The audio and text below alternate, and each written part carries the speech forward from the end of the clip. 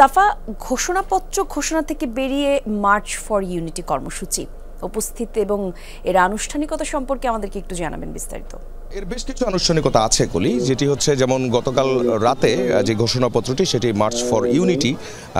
সেই কর্মসূচিতে রূপান্তর হয়। সেটির বিষয়ে আমরা এরই মধ্যে জানি যে গতকাল সরকার থেকে যে সিদ্ধান্তটি নেওয়া হয়েছে, সিদ্ধান্তের কথা জানানো হয়েছে যে জুলাই বিপ্লবের যে ঘোষণাপত্র এটি সরকারের তরফ থেকেই করা হবে, অন্তর্বর্তীকালীন সরকারই করবে এবং এর সঙ্গে যারা অংশীজনরা আছে তাদের সবার মতামত নেওয়া হবে এবং বৈষম্য বিরোধী ছাত্র আন্দোলন এবং এই জুলাই বিপ্লবে যতগুলো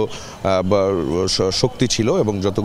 যত অংশীজন যারা বিপ্লবে অংশগ্রহণ করেছিলেন তাদের সবার মতামত নিয়ে এবং তাদের সবাইকে সাথে নিয়েই এই যে ঘোষণাপত্র সেটি ঘোষণা করা হবে।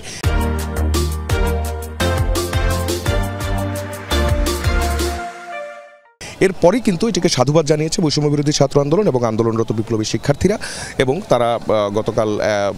12টার পর আমরা যে সিদ্ধান্তটি জানতে পারি সেটি হচ্ছে এই যে অন্তর্বর্তী সরকার যে সিদ্ধান্তটি নিয়েছে এই সিদ্ধান্তকে তারা স্বাগত জানিয়ে এরপর যেই চাপ সৃষ্টির যে কথাটি বলা হচ্ছে সেটি হচ্ছে এই যে ঘোষণাপত্র সরকার তৈরি করবে সেই ঘোষণাপত্রে কোন বিষয়গুলো রাখতে হবে। যেমন জুলাই বিপ্লবের ঘোষণাপত্রে যে প্রস্তাবিত অথবা যে খসড়া যে ঘোষণাপত্রটি ছিল যেটি আমরা জানতে পেরেছিলাম এবং যেগুলো বিভিন্ন দলের কাছে পাঠানো হয়েছিল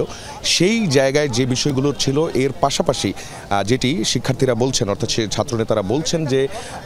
ফ্যাসিবাদী যে চরিত্র সেই চরিত্রে যাতে একটি রাষ্ট্র কোনোভাবে আবারও ফেরত আসতে না পারে, কোনো দল যেন ক্ষমতায় যে আবারও ফ্যাসিজম করতে না পারে এমন কিছু ক্লজ যেগুলো জুলাই বিপ্লবের যে ঘোষণাপত্র সেই বিপ্লবের ঘোষণাপত্র দিয়েই কিন্তু সেগুলো নির্ধারিত হবে এমনটাই তারা বলছেন এবং জুলাই বিপ্লবের যে অংশগ্রহণ এবং বিপ্লবের যে চেতনা সেই চেতনা যাতে রাষ্ট্রের যে পরিচালনার যে নীতি সেই নীতির মধ্যে অন্তর্ভুক্ত করা হয় এই বিষয়গুলো কিন্তু তারা এখান থেকে তুলে আনতে চান। এখন যেটি হয়েছে মার্চ ফর ইউনিটি ঠিকই থাকছে এবং এই ইউনিটির সঙ্গে তারা যে এই যে প্রোক্লেমেশনে তারা যা যা চান সরকারিভাবে যে প্রোক্লেমেশন করা হবে সেই প্রোক্লেমেশনে তারা যা যা চাইবেন সেই বিষয়গুলো এখান থেকে কিন্তু আজ প্রস্তাব করা হবে এবং এর জন্য যত ধরনের যে প্রস্তুতি সেই প্রস্তুতিগুলো কিন্তু নেওয়া হয়েছে। ক্যাম্পাসের চতুর্দিকে আমরা দেখছি ছাত্ররা কিন্তু মিছিল নিয়ে অবস্থান করছে এবং তারা শহীদ মিনারের দিকেও আসছে কেউ কেউ। ধন্যবাদ সাফা।